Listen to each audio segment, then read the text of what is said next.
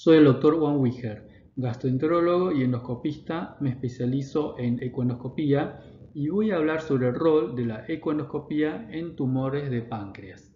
Usualmente se asocia a la ecoendoscopía en cáncer de páncreas con fines diagnósticos y punción para diagnóstico citológico.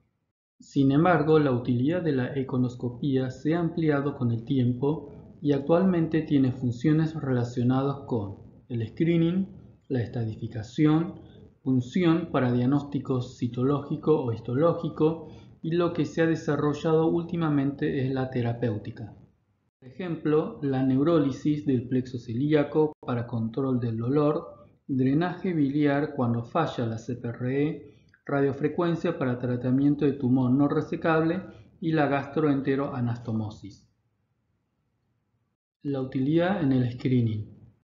El 90% de los casos de cáncer de páncreas es de tipo esporádico. 10% restante tiene factor genético predisponente. De este grupo, 8% corresponde a cáncer de páncreas familiar y 2% restante a síndromes hereditarios que predispone a diversos tumores, entre ellos el cáncer de páncreas. Dentro del cáncer de páncreas esporádico, hay pocos pacientes que se ha demostrado la utilidad del screening. Los grupos de alto riesgo son diabéticos de reciente diagnóstico y pancreatitis crónica. Se considera que los pacientes diabéticos recientemente diagnosticados en menos de 3 años, más de 50 años de edad y con pérdida de peso, se debería realizar la pesquisa de cáncer de páncreas con ecoendoscopía y o resonancia anual durante 3 años. Se considera que la diabetes en estos pacientes es por un síndrome paraneoplásico. El otro grupo de riesgo es la pancreatitis crónica, que predispone al cáncer de páncreas en aproximadamente 5%, y se indica ecoendoscopía y resonancia en forma anual. Los pacientes que tienen familiares con cáncer de páncreas, 2 o más familiares, y uno de ellos es de primer grado, tienen riesgo incrementado. Este riesgo va aumentando a mayor cantidad de familiares y o familiares menores de 50 años con cáncer de páncreas. Por otro lado, los síndromes hereditarios son patologías que tienen mutaciones de genes conocidos que predisponen a múltiples tumores y también al cáncer de páncreas. Son el síndrome de Peutz-Jeghers, cáncer de mama y ovario con mutación del gen BRCA1 o el BRCA2, síndrome de Lynch y pancreatitis hereditaria. Hay un aumento de riesgo de cáncer de páncreas, aunque en menor medida, en los pacientes con poliposis adenomatosa familiar y fibrosis quística. Los objetivos de la pesquisa son detectar lesiones preneoplásicas como IPMN o neoplasia mucinosa papilar interductal, cistoadenoma mucinoso y PAIN, que es la neoplasia intraepitelial pancreática. Además, en la detección de cáncer de páncreas tamaño pequeño y resecable. Los métodos de pesquisa son la resonancia y o ecoendoscopía en forma anual. Se inicia desde los 25 años en el síndrome de Peutz-Jeghers y en el resto de los grupos de riesgo se comienza desde los 40 o 50 años según distintas fuentes de recomendaciones. Ahora voy a hablar sobre el rol, diagnóstico y estadificación de la ecoendoscopía. ¿Cuándo está indicado la ecoendoscopía en patología tumoral pancreática? Cuando el paciente presenta clínicamente alta sospecha de tumor pancreático por síndrome coledociano, dolor abdominal, pérdida de peso, etc. Pero en la tomografía o resonancia no se observa ninguna lesión tumoral. En este caso se debe indicar la ecoendoscopía para detectar tumores pequeños menores de 2 o 3 centímetros. Cuando la tomografía o resonancia observan estenosis del colédoco y o Wirsung, pero no se ve la causa de la estenosis o tampoco masa que lo está obstruyendo. Cuando la tomografía o resonancia visualizan agranamiento difuso o inespecífico de una región del páncreas sin ver una masa tumoral evidente. Cuando hay una masa tumoral pancreática irresecable o con metástasis o borderline, y se necesita la citología o histología para poder iniciar tratamiento oncológico. También es muy útil como método complementario en la estadificación junto con la tomografía y resonancia. Por último, cuando hay una masa pancreática y necesitamos el diagnóstico citológico o histológico para determinar si es un adenocarcinoma, tumor neuroendocrino, masa inflamatoria, entre otros. Este es un metaanálisis publicado en el año 2017, cuyo objetivo fue determinar la capacidad diagnóstica de la econoscopía en pacientes con sospecha clínica de neoplasia pancreática, en la cual la tomografía no detecta masa tumoral. Se incluyeron 4 trabajos con 206 pacientes. La econoscopía pudo detectar en el 70% de los casos masa pancreática no detectada en la tomografía multislice. La mayoría son lesiones pequeñas. El 42% de las lesiones detectadas eran adenocarcinomas confirmadas con la punción. Otras lesiones eran tumor neuroendocrino, masa inflamatoria, etc. La sensibilidad y especificidad de la econoscopía en esta situación clínica fueron del 85 y 58% respectivamente, con una precisión del 75%. Esta es la 8ª edición de TNE para la estadificación de cáncer de páncreas. La econoscopía tiene rol en la estadificación y es complementaria junto con la tomografía y resonancia. La estadificación de T tiene una sensibilidad de 85% y la de metástasis de los ganglios es de casi 70%. En relación a la evaluación de la resecabilidad, la sensibilidad llega al 90% según este metaanálisis. Vamos a ver algunas imágenes de econoscopía. Acá vemos una masa en la cabeza de páncreas heterogénea y de borde irregular obstruyendo al colédoco que está dilatado. En esta otra imagen vemos el hígado que está rodeado de ascitis y el epiplón que está flotando en medio del líquido. La econoscopía es muy sensible en la detección de metástasis hepáticas pequeñas como en este caso. Acá vemos otro ejemplo en el cual vemos la aorta y un compromiso adenopático en la región del tronco celíaco. La resecabilidad del cáncer de páncreas se basa en el compromiso vascular arterial o venosa, como el tronco celíaco, la arteria mesentérica superior, la vena portomesentérica y la arteria hepática. Su evaluación se basa en la tomografía y resonancia y se clasifica en resecable e irresecable, como vemos en estas imágenes. Acá vemos una lesión tumoral en la cabeza de páncreas que todavía no tiene compromiso vascular, por lo tanto es resecable como en este caso. En cambio, en esta imagen vemos que el tumor está comprometiendo al tronco celíaco y a sus ramas, y en este caso metástasis hepática, por lo que son irresecables.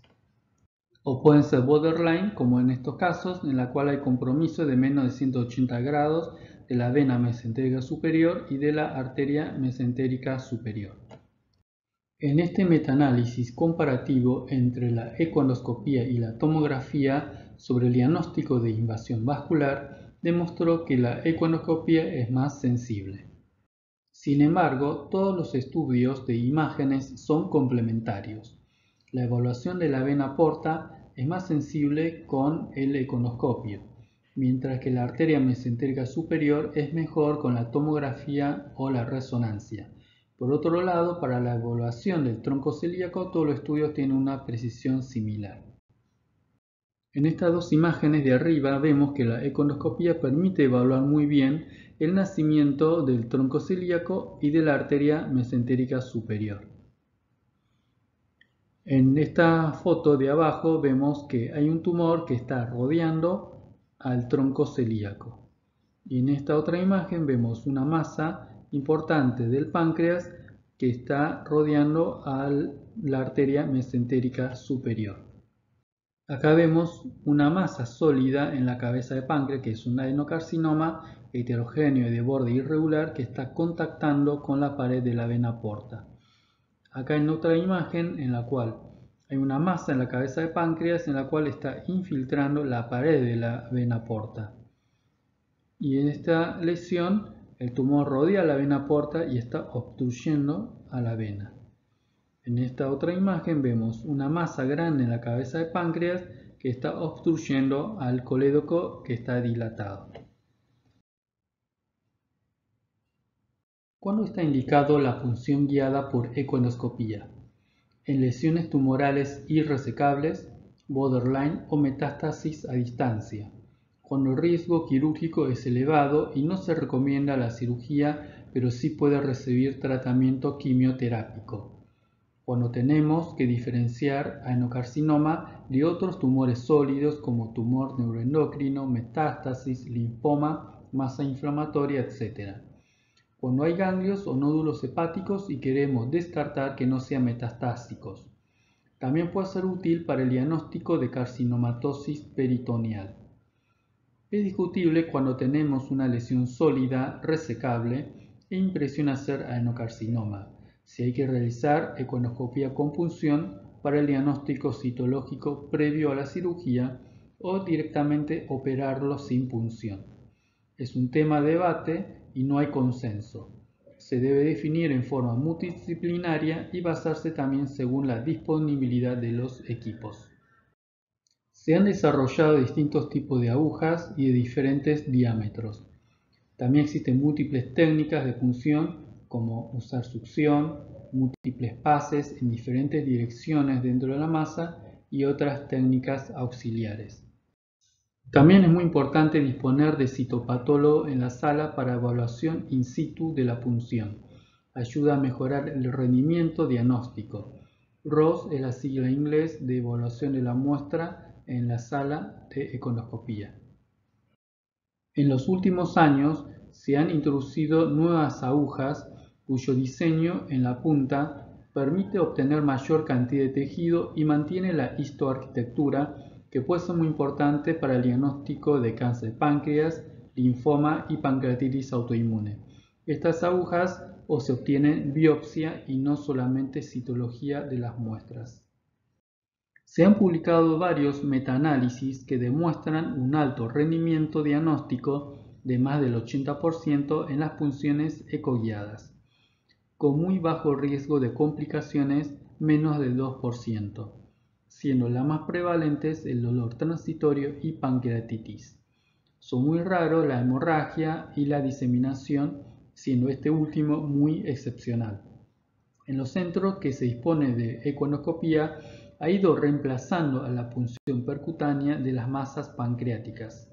En resumen, ante un paciente con cáncer de páncreas se estadifica inicialmente con la tomografía y o resonancia.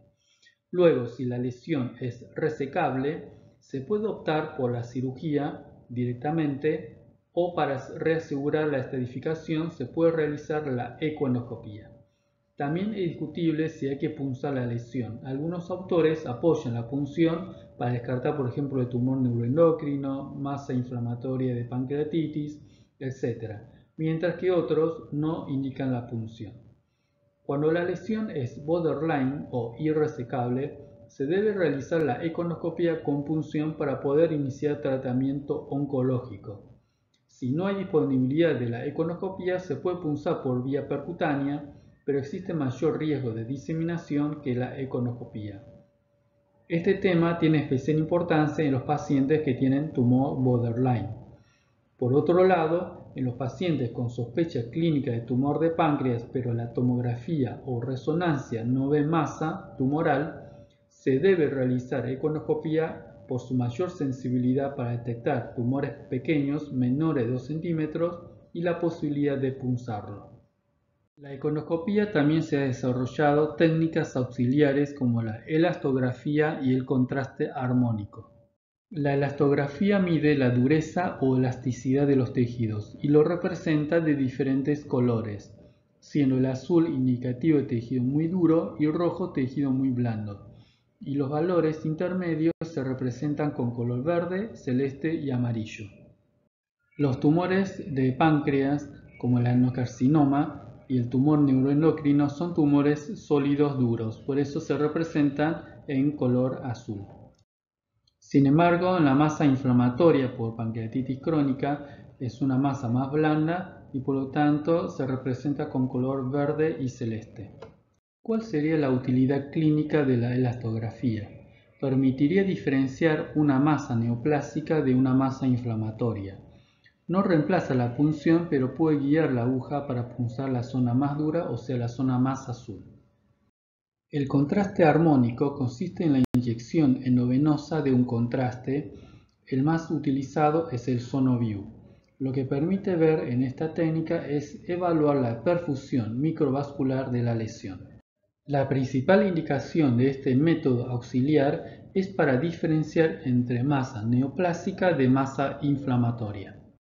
El adenocarcinoma de páncreas es hipovascular, por lo que al inyectar el contraste no se va a realzar la lesión, se va a seguir viendo oscuro la lesión. Sin embargo, el tumor neuroendocrino es hipervascular, por lo que al inyectar el contraste la lesión va a presentar realce y se torna más blanco la lesión. Por otro lado, la masa inflamatoria no va a presentar realce y se ve igual la lesión respecto al resto del parénquima pancreático. En la última década, lo que más se ha avanzado en la ecoendoscopía es su utilización en procedimientos terapéuticos. Uno de los procedimientos terapéuticos es la neurólisis del plexo celíaco. Consiste en inyectar alcohol puro en el plexo que está por delante y en los costados del tronco celíaco.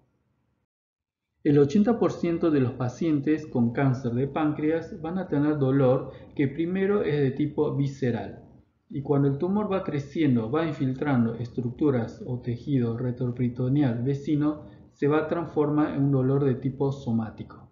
La neurólisis del plexo celíaco es útil cuando el dolor es de tipo visceral y es ayudante de los analgésicos. Se puede utilizar en etapas tempranas para disminuir la dosis o evitar los analgésicos opiáceos con el objetivo de control del dolor y disminuir los efectos adversos de estos fármacos. Para realizar la neurólisis se busca el nacimiento del tronco celíaco de la aorta y se inyecta en esta zona por arriba del nacimiento del tronco celíaco en la técnica unilateral o en los dos costados del tronco en la técnica bilateral. La técnica consiste en inyectar bupivacaína como anestésico y posteriormente alcohol de 98 grados. Es importante una buena hidratación previa para evitar hipotensión post-tratamiento. La respuesta analgésica completa es rara. Lo que se logra es habitualmente una disminución de la intensidad del dolor entre 50 y 80% de los casos. Se logra bajar la dosis de los analgésicos en 30% de los casos publicados y la duración del efecto es transitorio y en promedio dura generalmente 3 a 4 meses. Otro procedimiento terapéutico es el drenaje de la vía biliar ecoguiado que tuvo un gran desarrollo en estos últimos años.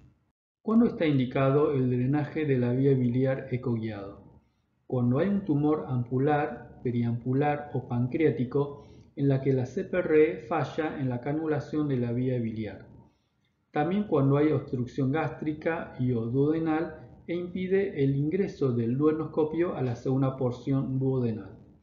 Además está la anatomía alterada, secundaria a cirugías previas como la hepático-yeyunoanastomosis, la gastroenteroanastomosis e Hilde-Rux, BIRRO2, bypass gástrico, DPC previa. Habitualmente se realiza en estos casos el drenaje percutáneo de la vía biliar, pero a medida que se va ganando experiencia con el drenaje biliar ecoguiado, se va realizando cada vez más en más centros y tiene la ventaja que se puede realizar en el mismo procedimiento de la CPR fallida. Las dos técnicas más comunes son la colédoco-duodenostomía, que consiste en el drenaje del colédoco a través del bulbo, insertando un stent metálico cubierto.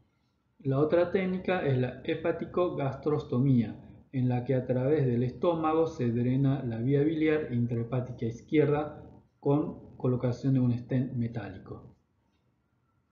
Una de las últimas técnicas introducidas en los últimos años es la gastroenteroanastomosis guiada por ecoendoscopía. Cuando el tumor de páncreas o de duodeno produce síndrome pilórico y el paciente tiene buen performance status y sobrevida estimada mayor de 3 meses, estaría indicado la gastroenteroanastomosis quirúrgica. Cuando el paciente presenta mucho deterioro del estado general o la sobrevida esperada es menor de 2 meses, se puede colocar un stent metálico duodenal, aunque existen muchas complicaciones posteriores, especialmente la obstrucción del stent por los alimentos o por el crecimiento del tumor. Por lo tanto, se desarrolló esta tercera opción, que es crear la gastroenteroanastomosis por ecoendoscopía a través de la colocación de un stent nuevo que se llama Hot Axius, que es un stent con forma de yo-yo y que tiene un diámetro de hasta 20 milímetros. En este procedimiento se trata de crear la anastomosis entre el cuerpo antrogástrico con la cuarta porción duodenal o el yeyuno proximal. Es una técnica relativamente rápida y de poco riesgo. El éxito clínico llega al 85% de los casos y las complicaciones es de aproximadamente 11%. En conclusión, la ecoendoscopía está indicado para la pesquisa de cáncer de páncreas con el objetivo de detectar lesiones preneoplásticas y cáncer temprano resecable. La ecoendoscopía es superior a la tomografía y resonancia en la detección de tumores pequeños menores de 2 centímetros. La punción ecoguiada de masa sólida pancreática está indicada en tumores irresecables, borderline para poder realizar neoadyuvancia y para el diagnóstico diferencial, con otros tipos de tumores sólidos.